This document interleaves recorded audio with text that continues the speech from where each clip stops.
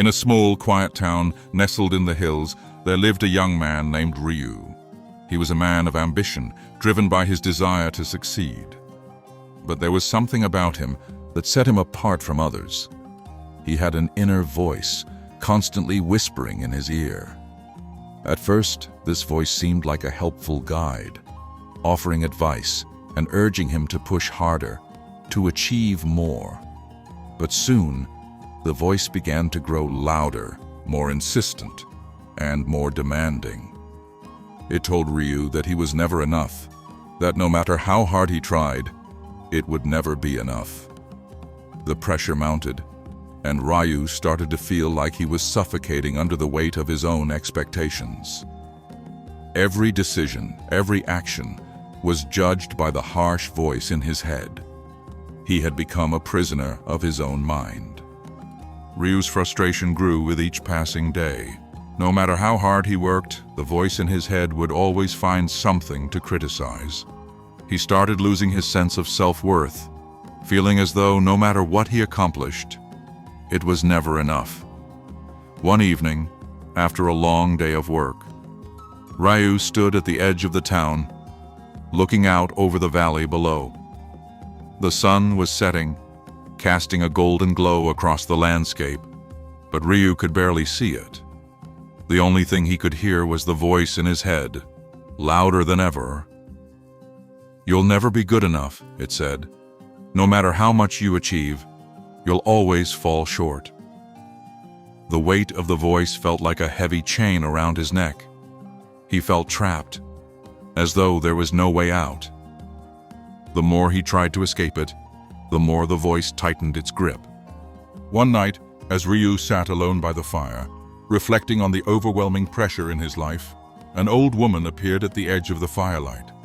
She was dressed in simple robes and had an air of calm about her. Ryu looked up, surprised. "Who are you?" he asked, his voice heavy with frustration. The old woman smiled gently and sat beside him. "I have been watching you," she said quietly. "I see the burden you carry, the voice that haunts you. But what you don't realize is that this voice is not your true self. It is a reflection of your fears, your insecurities. It is your biggest enemy."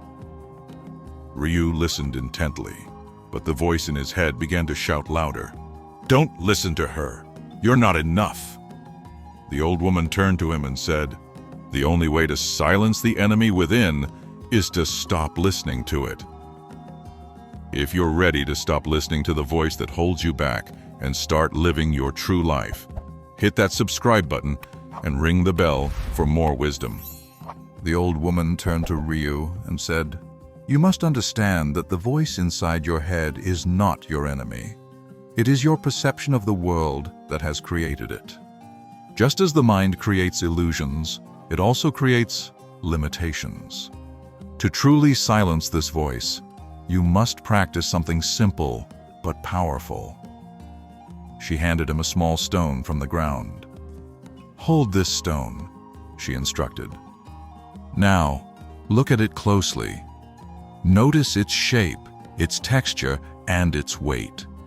But do not judge it. Simply observe it for what it is, without attaching any labels or expectations." Ryu did as she asked. At first, his mind raced with thoughts of what the stone meant, but he fought to quiet them. Slowly, the thoughts began to fade. As he focused solely on the stone, the voice in his head grew quieter. The old woman smiled gently.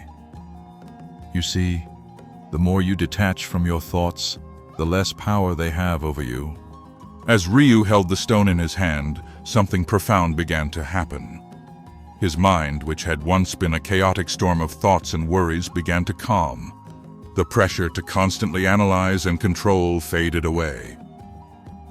For the first time, Ryu realized that the voice in his head had always been a reflection of his fears and expectations.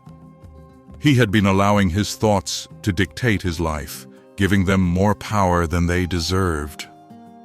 The more he focused on simply being present with the stone, the more he understood that true peace came from within, not from outside accomplishments or validations. He looked up at the old woman, a sense of clarity filling his heart. "I've been fighting myself all this time, haven't I?" he asked softly. The old woman nodded. "Yes, Ryu. The battle you've been fighting was never with the world outside, but with the world within you." The old woman's words lingered in Ryu's mind as he sat there, still holding the stone. "The true battle is within," she had said. Ryu looked at the stone once more, noticing how it felt almost weightless now, no longer a burden. As he sat in quiet contemplation, he realized that his constant striving for perfection had only created a storm of thoughts, pulling him further from peace. "It's not the world that needs changing," Ryu thought to himself. "It's me." The realization was like a weight being lifted from his shoulders. For the first time, he felt free. The old woman smiled, sensing the shift in Ryu. "Now you see," she said softly. "The stone was always light. It was only your perception of it that made it heavy. Your mind is the same way. When you stop fighting it, it becomes light and free." Ryu stood up slowly, feeling a deep sense of peace he had never experienced before. The weight of his struggles, his constant need to be perfect, had melted away. He turned to the old woman, his heart full of gratitude. "I understand now," he said, his voice soft but firm. "I've been fighting against myself this entire time, trying to be something I'm not. I've been looking for peace outside, but it was within me all along." The old woman nodded, her eyes filled with warmth. "Exactly," she replied. "True peace is found not in achieving more or pushing harder, but in accepting who you truly are and being at peace with your own mind."